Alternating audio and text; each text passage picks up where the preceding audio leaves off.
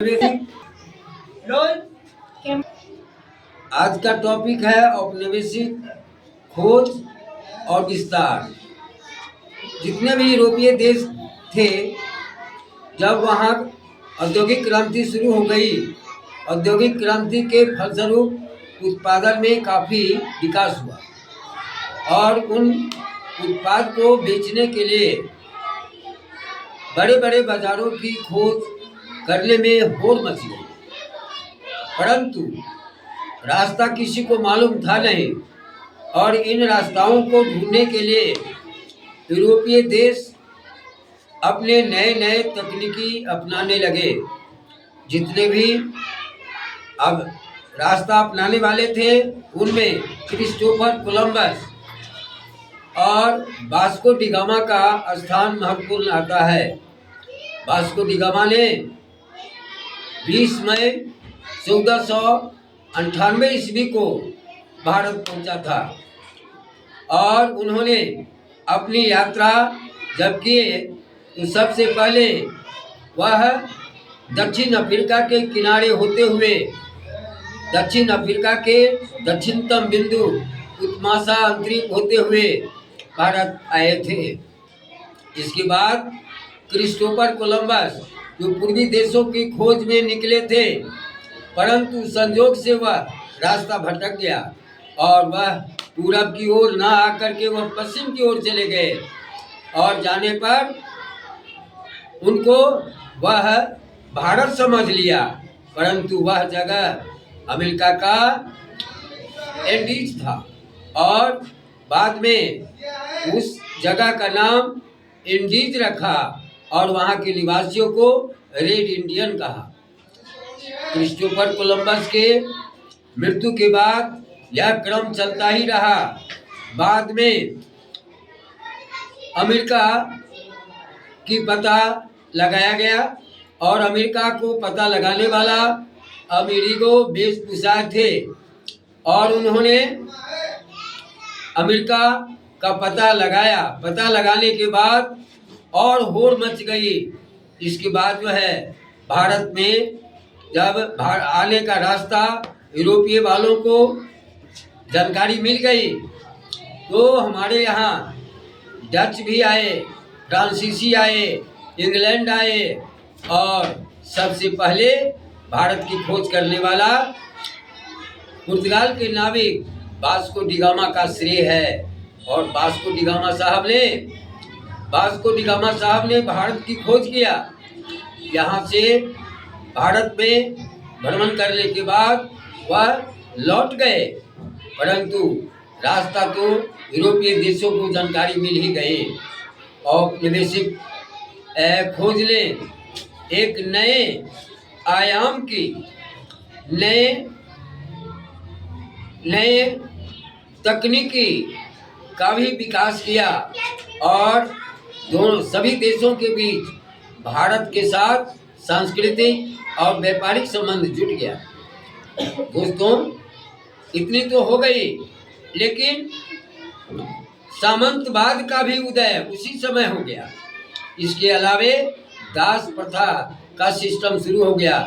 दास प्रथा ऐसी प्रथा थी, यहाँ के मूल निवासियों को दास बना करके और अपने अपने देशों में ले जाते थे और वहाँ लोगों की दासों की खरीद बिक्री की जाती थी। खरीद बिक्री करने का कारण हुआ कि उद्योग जैसे ही बढ़ा, वहाँ पर मजदूरों की आवश्यकता बढ़ती गई और उस मजदूर को उस काम को करवाने के लिए मजदूरों से बेरहमी से काम तो लिया ही जाता था, परंतु उचित मजदूरी नहीं दी जाती थी। दोस्तों, आप जान रहे हैं कि हमारा देश भारत एक अचल और बहुत ही पुराने देश माने जाते हैं। ऐसा कहा जाता है कि हमारा भारत एक समय था जो दक्षिणी ध्रुव की ओर था, लेकिन भूचाल के कारण यह हमारा भारत उत्तर की ओर आ गया। जिस समय हमारा भारत उस समय जहाँ स्थित था वह गोंडवाना लैंड के नाम से जाना जाता था। बाद में हमारा इन भारत उत्तर की ओर आया। और आप जानते हैं कि जैसे ही उत्तर की ओर हमारा भारत आया, यह भारत जैसे ही उत्तर की ओर आते गया, और जहाँ आप आज हम लोग हिमालय पर्वत की बात कर रहे हैं, उस हिमालय पर्वत पर वह पर्वत नहीं था, बल्कि वहाँ टेथी सागर था। सागर, वह टेथी सागर वह भर करके और वहाँ पर एक पहाड़ का निर्माण हुआ। दोस्तों, संसार में 4 नए और मुर्दार पर्वत के नाम से जाने जाते हैं। एशिया में हिमालय, यूरोप में एल्पस, उत्तरी अमेरिका में रॉकी और दक्षिणी अमेरिका में एंडीज। ये मुर्दार है, जबकि ऐसा माना गया है कि विश्व का सबसे पुराना जो पर्वत थे वह अरावली के नाम से जाना जाता है। दोस्तों, आज हम जान रहे हैं कि हमारा देश सदियों से गुलाम रहा है। हमारे देश पर बर्बर जातियों ने आक्रमण किया और हमारे यहाँ चंगेज खां, तैमूर लंग और इसके बाद जो है हमारे यहाँ मुगलों का आगमन हुआ।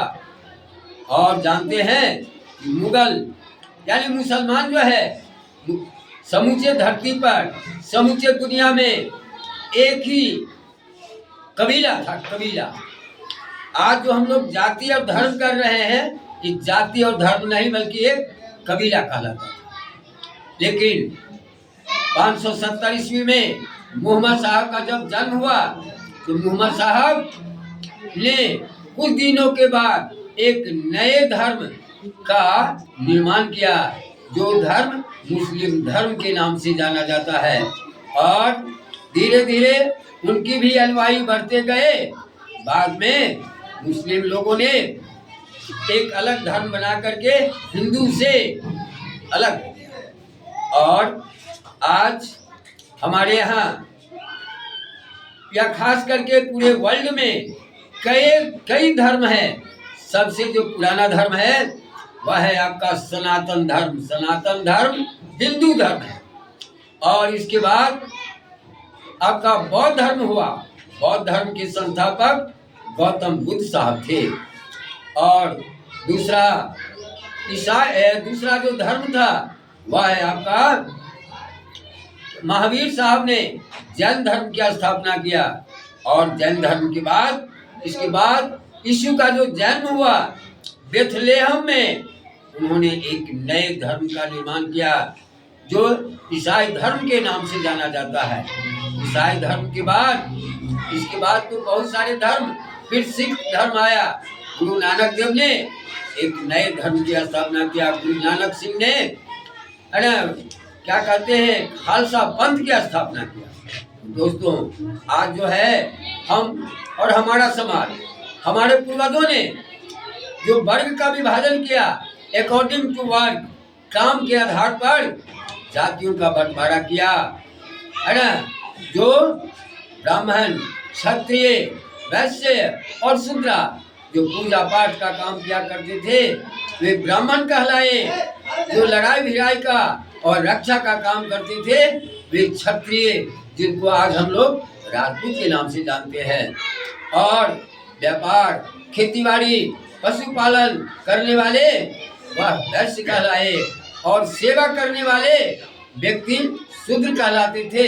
शूद्र में आपका है ना निम्न जाति जिसको लोग माना जाता कहा करते थे। लेकिन दोस्तों, आप जान लीजिए कर्म से लोग निम्न और उच्च बनता है। ऐसा तो हमारे पूर्वजों ने किया है अकॉर्डिंग टू वर्ग के आधार पर, काम के आधार पर जातियों का बंटवारा किया। लेकिन जैसे जैसे समय बीतता गया, खास करके जो आपका गुप्त काल आया, गुप्त काल से और जाति का बंटवारा शुरू हुआ होता ही गया। और आज देख लीजिए यह कितना गहरा आ गया है। आज हमारे यहाँ जो भी सरकार, जिनकी भी सरकार बनती हो, वो क्या करते हैं अपनी जाति के आधार पर अपना अपनाते हैं कि हम अमुक जाति के हैं, आप अमुक जाति को हो तो आप हमें वोट दो। और जनताओं को भ्रमित करके अपनी अपनी सरकार बना लिया करते हैं। तो दोस्तों ये जाति पाति कुछ भी नहीं है, ये व्यवहार है। और लोग कहते हैं गंदे प्रवृत्ति, बात और विचार से गंदा होता है, व्यक्ति कोई नहीं। क्योंकि भगवान के सामने, गॉड के सामने, अल्लाह के सामने, ईश्वर के सामने सब इक्वल है। और जैसे ही हमारे समाज में जब आते हैं तो हमारे समाज में भी कुछ ऐसे व्यक्ति हैं जो समाज को दूषित करने का प्रयास करते रहते हैं। लोगों की जो उन्नति होगा, विकास होगा, इसके लिए कुछ नहीं सोचते हैं, केवल उन्हें भ्रमित करके और उन्हें निम्न करने का, नीचे दिखाने का प्रयास करता है। अधिकांश लोगों की भावना है कि यदि यह अच्छा बन जाएगा, इनका बाल बच्चा पढ़ लेगा तो हमारा महत्व घट जाएगा। दोस्तों ऐसा नहीं होना चाहिए। आज मेरे ख्याल से कोई धर्म नहीं, कोई जाति नहीं, चाहे मुस्लिम क्यों न हो, हिंदू हो, सिख हो, ईसाई हो, सब बराबर है। ये तो हमारी मन की भावना है, कलुषित भावना है। और कट्टरपंथियों ने, है ना, दूषित विचार वालों ने हमारे समाज को धर्म के आधार पर, जाति के आधार पर बांट देते हैं। हमें ऐसा नहीं करना चाहिए। हमारा समाज जो है, आज ऐसी समाज में कुछ आज जानते हैं, उस समय हम धर्म क्या कहते हैं, सतयुग की बात करते हैं तो कहते हैं मंथरा थी, है ना। द्वापर की बात करते हैं तो कहते हैं मामा शुक्ली थे जिन्होंने महाभारत करवाया। कृष्ण के बारे में भी बहुत लोग कुछ बोलते हैं, लेकिन ऐसा नहीं है। आज भी हमारे समाज में मंथरा है ना। जैसे कि मंथरा ने भरत को वनवास डलवा दिए, शुक्ली ने महाभारत करवा दिए, और राजपूतों का, यदुवंशियों का नाश करवा दिया। दोस्तों ये सब विचार मन में कभी नहीं लाना चाहिए, क्योंकि हमारे समाज में अभी भी ऐसे ही लोग हैं। आप जान रहे हैं कि बड़े पेड़ के नीचे में छोटे पेड़ कभी पदार्पण नहीं करता, कभी उस विकास नहीं करता है। और जानते हैं नदी में, झील में, समुद्र में, तालाब में बड़ी मछलियाँ छोटी मछलियों को खाती आई है और खा रही है और खाएगी भी। तो दोस्तों आज हम लोग अपने पूर्व जो घटना घटी है, इतिहास क्या है, जो बीती हुई इतिहास है, और इतिहास को हम लोग कहते हैं प्रागैतिहासिक। प्रागैतिहासिक इतिहास उस इतिहास को कहा जाता है, इसका कोई लिखित प्रमाण नहीं है। वैसे इतिहास को कई वर्गों में बांटा गया है। एंशिएंट हिस्ट्री होता है, प्राचीन इतिहास हो गया, मेडाइवल है, मध्य इतिहास हो गया, और मॉडर्न है, आधुनिक हो गया। तो जानते हैं हमारे यहाँ क्या कहते हैं, पहली बार जो मुस्लिम का जो पदार्पण हुआ 712 ईस्वी में, और उनका क्रम लगता रहा। इसके बाद आपका आया मुगल पीरियड। जो मुगल पीरियड लगातार, है ना, भारत में रह गए। पहला जो मुगल पीरियड की स्थापना करने वाले बाबर थे, जिन्होंने 1526 ईस्वी में मुगल वंश की स्थापना करवाया। और अंतिम मुगल बादशाह बहादुर शाह जफर थे, जिनकी मृत्यु रंगून में हो गई, क्योंकि रंगून में उनको अंग्रेजों ने जेल में डाल दिया। रंगून में ही उनके पत्नी को भी ले जाया गया, उनको भी मरने के बाद वहीं दफना दिया गया। एक कल्पना किया बहादुर शाह जफर ने कि कम से कम हमें अपने जन्मभूमि पर तो लौटने दीजिए, लेकिन अंग्रेज ने ऐसा नहीं किया।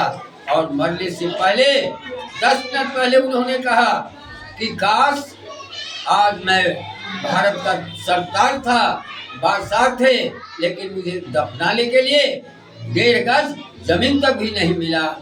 दोस्तों, बच्चों, आज मैं यहीं तक समाप्त करता हूँ। नेक्स्ट क्लास में दोबारा आप लोगों को बताऊंगा। Thank you.